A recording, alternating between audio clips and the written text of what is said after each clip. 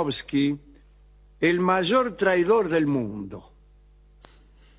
Malinovsky nació en Płock, en Polonia, en 1876. Eran tiempos del Imperio Ruso. Sus padres eran campesinos. Murieron cuando aún era un niño. Parece que tuvo una infancia bastante áspera. Cuando creció, fue preso por varios robos. Entró y salió de la gallola entre 1894 hasta 1902, no menos de 10 veces. Un hombre que lo conoció en tiempos de la cárcel dijo: la vida de Malinovsky fue una serie de crímenes. Su talento, su mente, su voluntad parecía tener un solo propósito, que era venderse al precio más alto posible. Le decían el sastre, le decían, porque empilchaba bien y además porque a veces se disfrazaba. Al salir de la prisión en 1902, Malinovsky, el tipo estaba en Rusia, nació en Polonia, pero esto pasa en Rusia, en San Petersburgo. Estamos viviendo los últimos tiempos del zar de Rusia, Nicolás, y los primeros de la revolución, de las dos revoluciones, la de 1905 y las de 1917. Cuando salió de la cana en 1902, Malinovsky se unió al regimiento de guardias Ismailovsky, una guardia del zar, una guardia del zar. Era uno de los regimientos más antiguos y famosos del ejército ruso. Pero no entró como quien era, con su nombre, porque tenía muy malos antecedentes, había ido en cana 10 veces. Claro. Entonces falsificó su identidad y se hizo pasar por un primo que se llamaba igual. Esto simplifica mucho las cosas. Hacerse pasar por alguien que se llama igual que vos. Imagínate que yo me hiciera pasar por el licenciado pentacadémico. Bueno, tendríamos la mitad del camino resuelto. Fue entonces cuando empezó a meterle más bruma todavía a su identidad. Siendo su primo, comenzó también, se metió en la policía secreta del zar, en la Oirana. Oirana, se escribe con J, Ojrana. Y bueno, ahí pasaba alcahueterías acerca de sus compañeros de regimiento, etcétera, etcétera. Y ese contacto con la Oirana, no lo perdió nunca. Después de 4 años de servicio, dejó el ejército y entró como tornero en una fábrica de San Petersburgo. Se metió en actividades sindicales, se convirtió en secretario del Sindicato de Trabajadores del Metal y asumió un papel importante en la organización de los trabajadores durante la Revolución de 1905. Se metió en el Partido Socialdemócrata, que era el partido que aglutinaba a todos, pero también los espiaba a los obreros, a los primeros bolcheviques, y era el agente pago de la Ograna que mejor ganaba, 8.000 rublos al año, 1.000 más que el director de la Policía Imperial. En 1911, Malinovsky comenzó a trabajar muy fuerte para la Oirana. Tenía orden de no dar la posibilidad de que el partido se uniera, de que el gran Partido Socialdemócrata se uniera. Él tenía que trabajar para dividirlos. Y le ordenaron también a Malinovsky que se apegara lo más posible, para espiarlo, al líder bolchevique Lenin. Malinovsky conoció a Lenin en 1912 en la conferencia del partido en Praga. A Lenin le cayó 10 puntos, se enamoró del tipo. Estaba fascinado con su elocuencia y su arrojo. La inclinación revolucionaria, vehemente y decidida era algo muy valorado en aquellos tiempos de hacer,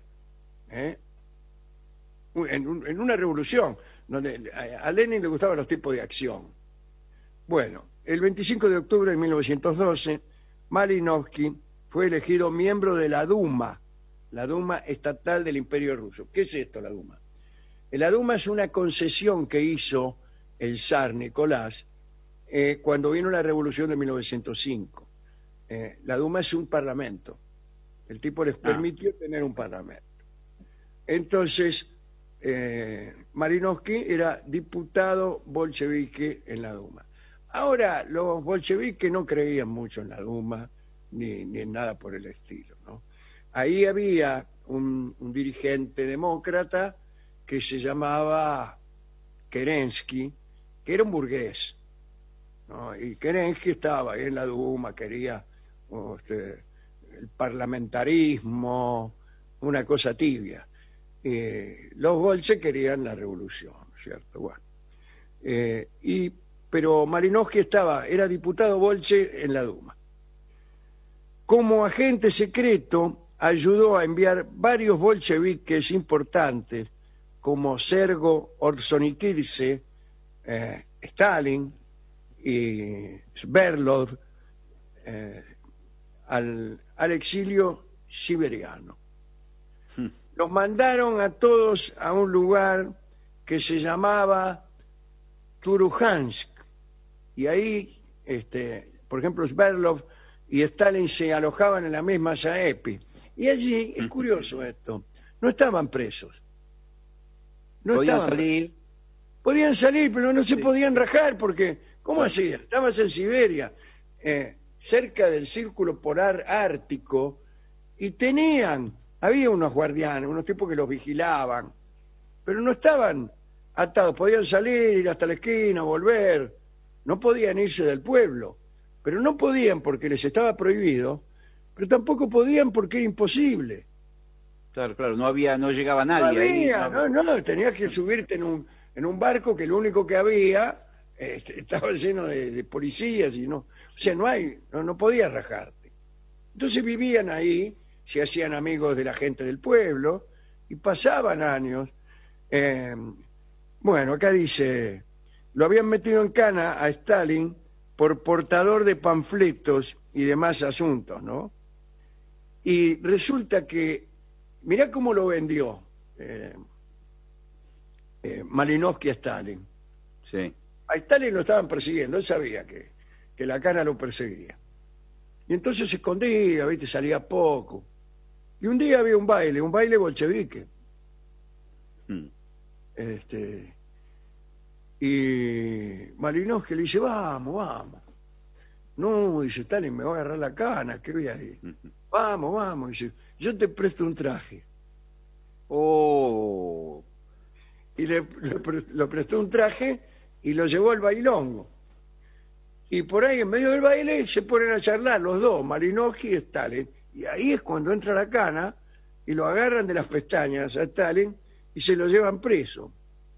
Que ya Ahora, Malinowski... a pesar de eso, Stalin no pensó que era una delación en una cama que le había tendido Malinowski. Fue preso como tantas veces había ido preso. Y lo llevaron ahí. Bueno, a la vez, para cuidar las formas, Malinowski le pasaba plata a los exiliados. Poquita la plata que necesitaban para manejarse y comprar sus cosas en los pueblitos donde estaban. Pero en realidad le pasaba a todos, pero a Stalin no, porque le tenía bronca. Stalin se alojaba en la misma casa que Sverdlov. Sí. Estaban ahí, qué sé yo, y el tipo veía que por ahí le llegaban 50 rublos a Sverdlov, y a él nada. Y le escribía cartas a Malinowski. Claro, vos sos mi amigo. ¿Qué está pasando, camarada? ¿Cómo puede ser? Estos tipos que le mandan plata, y era él. Era Malinowski. Bueno, el caso es que en julio de 1913 armó un plan para que Sverdlov y Stalin se escaparan. El mismo plan incluía la advertencia al jefe de policía en Turujansk. O sea, primero hacía el plan y después le alcahuetaba al jefe de policía de allá para que para que lo llevaran preso. Entonces, bueno, fallaron varios planes, pero al final se fue prácticamente sin tener que escaparse Stalin. Malinowski era el único líder bolchevique que no estaba en el exilio extranjero en cierto momento. Estaban todos exiliados y en cana, salvo Malinowski. Y bueno, cuando el líder menchevique, Julius Martov, lo denunció a Malinowski como posible espía en 1913, Lenin se negó a creerle. Martov era un dirigente del Partido Judío que después fue menchevique. Eso de menchevique nace en un congreso. Lenin les puso mencheviques y se puso a él bolcheviques. Le dijo, menche quiere decir minoría y bolche mayoría. Entonces dijo, nosotros somos bolcheviquis y ustedes son mencheviquis, son minoría. Lo cual en ese momento era exactamente al revés. Pero bueno, lo denunció Martov. Y no le creyó, Lenin se enojó. Dice, ¿cómo puede ser este hombre que es uno de nuestros mejores camaradas? Bla. Otro líder bolchevique, Nikolai Bukharin, se convenció de que Malinowski era un espía, le escribió a Lenin, alegando que cuando estaba escondido en Moscú, fue arrestado por la policía justo después de una reunión con Malinowski. Y Lenin respondió que si Bukharin se unía a la campaña de calumnias contra Malinowski, lo marcaría públicamente como un traidor. Entonces Bukharin dejó el asunto. La mujer de Lenin, Nadezhda Krupskaya, dijo alguna vez, Vladimir Ilich, que era Lenin, pensó que era completamente imposible que Malinowski fuera un agente del zar. Entendía que esos rumores llegaban de los círculos mencheviques y en lugar de llevar a cabo una investigación sobre Malinowski, Lenin lo convirtió en su adjunto dentro de Rusia. Es decir, lo llamó a su lado, lo cual le permitió al otro tener información fresca todo el tiempo. Hubo varias denuncias contra Malinowski, pero no prosperaban. Algunos personajes importantes quedaban tan frustrados que abandonaban el partido y abandonaban a Lenin. Malinowski empezó a tener enorme influencia y persuadió a Lenin para que nombrara a un agente de la Uirana, Miron Chernomazov, como editor de Pravda. Así que el editor de Pravda, por mediación de Malinowski, era un agente secreto de la policía del zar. Al estallar la Primera Guerra Mundial, Malinowski renunció a la Duma, al Parlamento, a la Duma, y se unió al ejército ruso. Ejército ruso que estaba peleando en la Primera Guerra Mundial. Fue herido y capturado por el ejército alemán en 1915. Pasó el resto del conflicto en un campo de prisioneros de guerra. Pero los alemanes lo liberaron y él, fuera de Rusia, empezó a espiar para los alemanes y un poquito para los ingleses. Pero era incurable. Espiaba siempre a los revolucionarios, ¿no? Hubo informes de Malinowski a los ingleses en los que adelantaba que los soviets iban a apoderarse del poder político. Bueno, todos menos Lenin lo consideraban el peor traidor del mundo.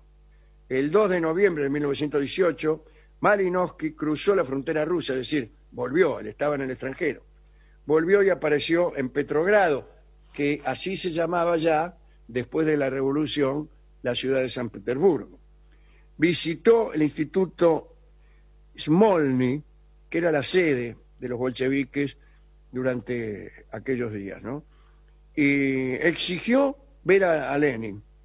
Al tercer día, Zinoviev lo vio y, eludiendo las instrucciones de Lenin, ordenó su arresto. Se le informó a Lenin que Malinowski los estuvo traicionando con la Euriana desde 1907 y después que los ingleses desde febrero hasta octubre del 17 lo habían contratado también. Pero Lenin no lo podía creer. Gritaba que era una calumnia, le pegaba piñas a las paredes y decía, el camarada Malinowski no es un traidor. Pero bueno, Félix Dzerzhinsky, que era el jefe de la Checa era la policía secreta, pero ya de los revolucionarios, le dijo algo que enfureció más a Lenin. No es un traidor, es y ha sido siempre un agente de la Oirana. Lenin dijo que eso era un disparate. Gritó que era una mentira, que bla, bla, bla. Bueno, le resultaba muy duro aceptar que un tipo de altísima jerarquía fuera un policía del zar.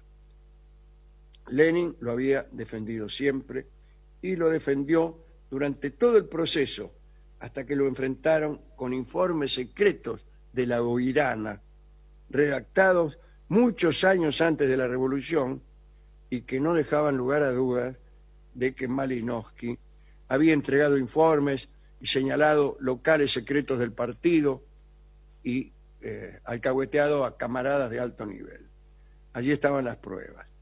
En el juicio, que tuvo lugar en secreto, Malinowski admitió que había sido un espía a quien la Oirana le había pagado mucha guita. Argumentó, si me negaba a aceptar el dinero, la Oirana hubiera sospechado que estaba jugando un doble juego. Tenía que demostrar que era fiel a ellos. Él decía, yo lo hacía por el partido. Sí, sí. Y el juez respondió, estimo que ya había demostrado su fidelidad al entregar a nuestros mejores camaradas a la policía, le dijo el juez. Malinowski usó todo su talento oratorio en un discurso de defensa que duró 6 horas. Dijo que había decidido regresar y morir en lugar de huir a la Argentina y terminó con las palabras, no estoy pidiendo piedad, sé lo que me espera, me lo merezco. El 6 de noviembre del 18 fue acusado ante un tribunal y lo encontraron culpable de todos los cargos. Fue ejecutado de un disparo en la nuca esa misma noche.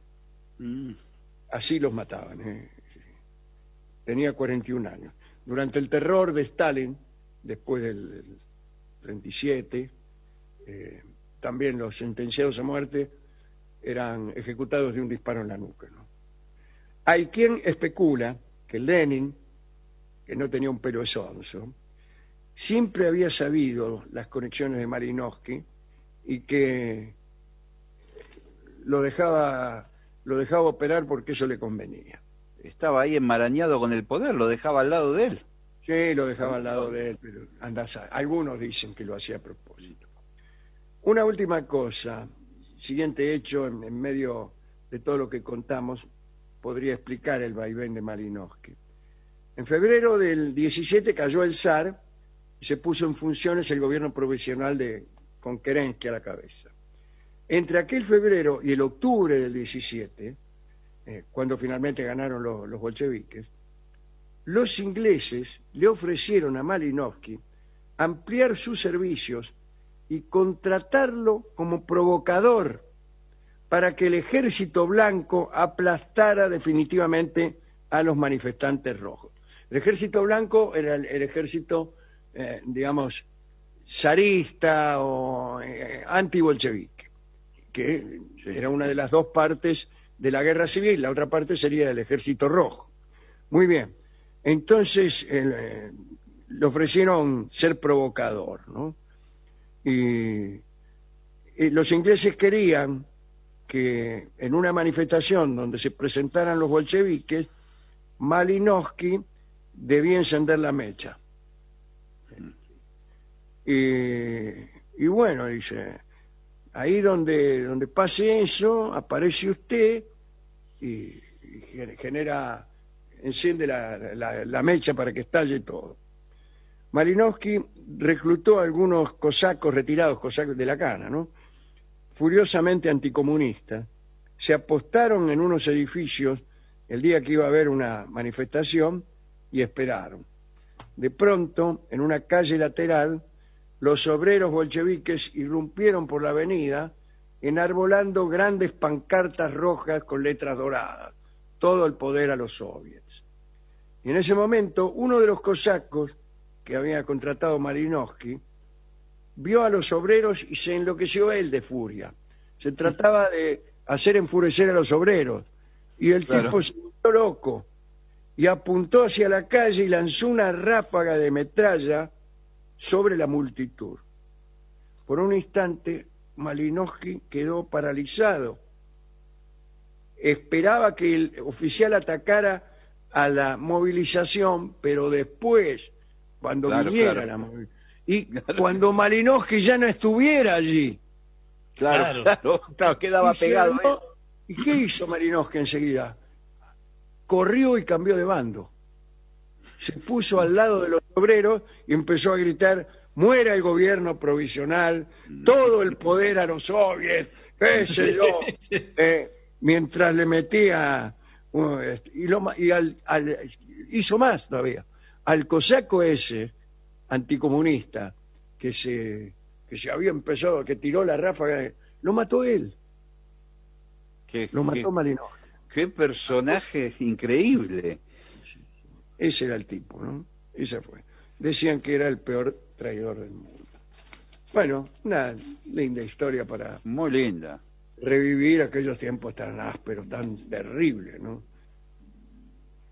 ¿Con qué canción podemos ilustrar esta áspera historia?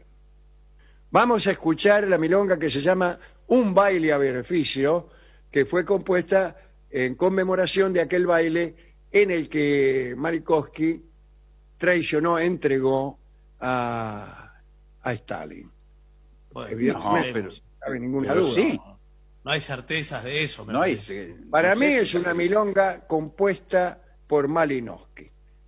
Escucharemos la versión de Jorge Vidal.